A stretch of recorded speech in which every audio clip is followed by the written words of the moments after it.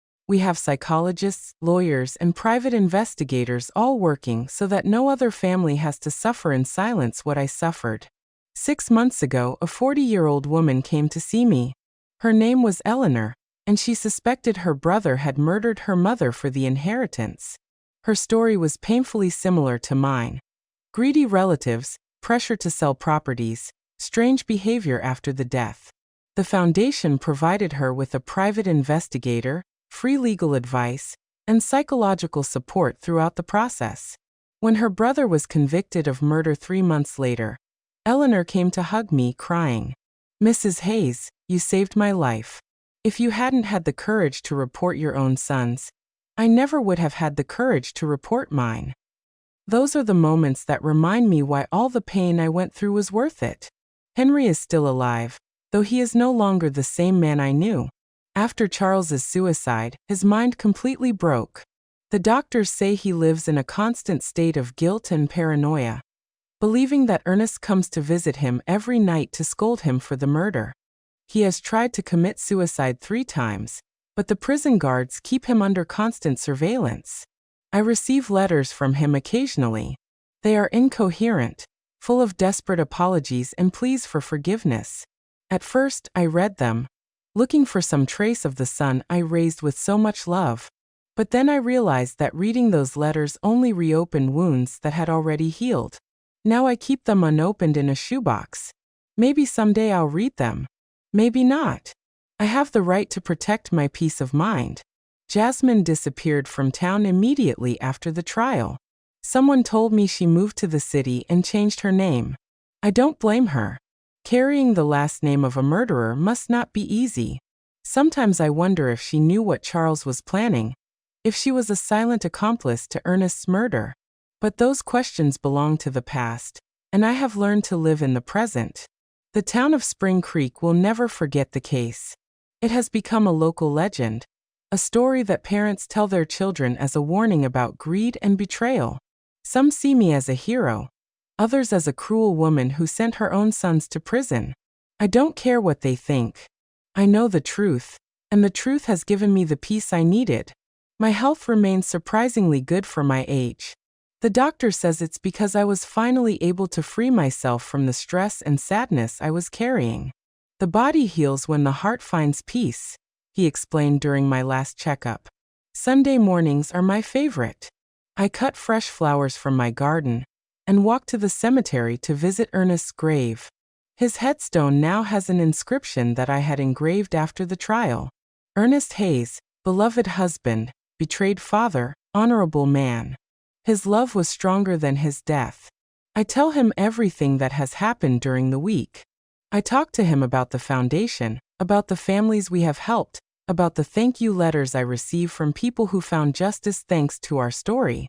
I swear I can feel his approval in the wind that moves the leaves of the nearby trees. Do you know what's strangest, my love? I said during my last visit. I no longer feel pain when I think of Charles and Henry. I only feel pity. Pity because they had all the love in the world and they chose hate. They had a family that adored them, and they chose betrayal. They had the opportunity to be honorable men like you, and they chose to be murderers. Murderers. Last week, a reporter from the city came to interview me for a documentary about family crimes. She asked me if there was anything I wanted to say to other people who might be going through similar situations. Family is not an excuse for crime, I replied. Love is not blind. Love with boundaries is true love. If someone who says they love you is capable of harming you for money or convenience, that person doesn't really love you. And it is never ever too late to seek justice, no matter who the culprit is. This year, on the 5th anniversary of Ernest's death, I organized a special ceremony in his memory. More than 200 people came. Neighbors, members of the foundation, families we have helped, local authorities. It was beautiful to see how his death, which began as a tragedy, had become a force for good in so many lives. Stephen gave an emotional speech. Ernest Hayes died because of his son's greed, but his legacy lives on in every family that finds justice thanks to his wife's courage. Evil tried to destroy his story, but good turned it into hope for others. At night, before I go to sleep, I sometimes take out the old photographs from when Charles and Henry were children. I see them playing in the yard, hugging their father, laughing with me on past Christmases. I allow myself to cry for those innocent children who once existed before greed completely corrupted them. But I no longer cry for the men they became. Those men chose their destiny. My story ended up being bigger than my personal tragedy. It has become a symbol that justice is possible, even when it comes from the most unexpected sources. A 66-year-old widow proved that truth is more powerful than lies, that true love is stronger than betrayal, and that it is never too late to do the right thing. Tomorrow is Wednesday, and Stephen will come for coffee as always. I'll make his favorite pastry and tell him about the thank you letters that arrived this week. Afterward, we'll work together in the garden, planting new flowers for spring. Life goes on more simple, but more authentic than before. I have learned that true family is not about shared blood, but about shared values, mutual respect, and a love that never turns into harm. Ernest, wherever you are, I hope you know that I kept the promise I made to you by your grave that terrible day. I found the truth. I sought justice, and I turned our pain into hope for others. Your death was not in vain, my love. Did you like my story? And which city are you listening from? Let's meet in the comments.